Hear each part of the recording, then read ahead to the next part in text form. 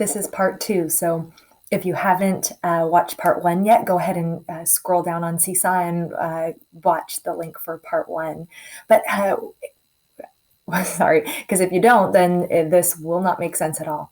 So in the morning, Eli made Samuel tell him every word that God said. And since Eli was a humble man, which humble means that he didn't have a lot of pride, he wasn't saying, my way's the best way. Instead, he wanted to honor what the Lord said.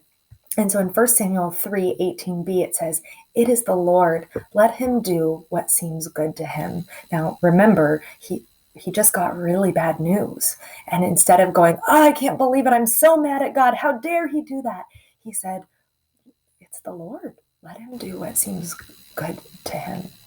And over time, the people of Israel saw that everything Samuel said came true. And they realized that Samuel was a prophet from God. Prophet. Can you say that word? Say prophet. Go ahead, clap it out. Ready? Prophet. 2 syllables. A prophet is someone who listens to God and tells people what God has said. We've talked about this before. It's different than there's another type of prophet, like I will profit from this, you'll make money from it, or you'll benefit from it. That's not this type. This is spelled differently, and it's someone who listens to God and tells other people what God has said. What did we learn about Samuel today? We learned that Samuel listened to God. He was attentive. Woo, that's a big word. Let's clap that one out. Ready? Attentive. 3 syllables. Attentive means a really good listener. It goes with our memory verse. It goes with our lesson from Samuel. It all goes together, and it's our character trait for this week and next week. Samuel is an example of attentiveness. Gets bigger. Attentiveness is paying close attention to what God is saying. That's a really important thing to do. It's important to pay close attention to what anyone is saying, and whether it's your parents or your teachers or your friends. You don't want to be someone who listens and then forgets what they said, or doesn't really listen at all, just pretends like they're listening. That doesn't make people feel cared about. It doesn't honor people, doesn't respect them. Well, God deserves the most honor and praise and glory, so we need to be the most attentive to him and what he's saying.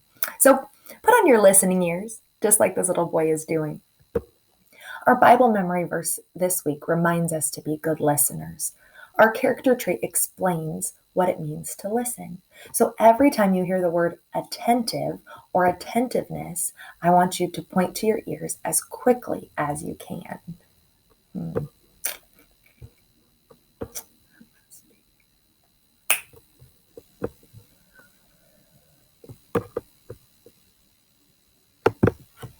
So let's try that.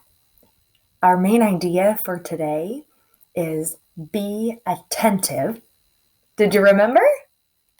Be attentive to God. Show attentiveness. I hope you did it.